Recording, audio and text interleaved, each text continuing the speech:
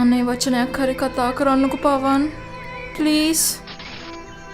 ඔයාට මට වඩා හැම අතින්ම හොඳ ගර්ල් කෙනෙක් ලැබෙයි. අපිට අපිව අයිති නෑ පවන්. අඩුම තරමේ මට මාවත් අයිති නෑ. තවත් මං වගේ ජීවිතයට ලං වුණොත් ඒක මට ආත්ම ගානකටවත් ගෙවා ගන්න බැරි තරමේ පවක් වේවි පවන්. අනේ මට සමා වෙන්න මම යනවා. ආයෙත් කවදාවත්ම මං වගේ ජීවිතයට එන්නේ නෑ.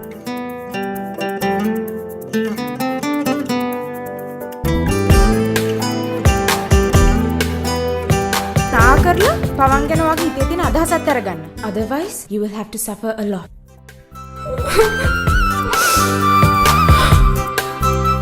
මතක තියාගන්න පවන් මම මහසෙන් විජේවර්ධනගේ දුව කියලා.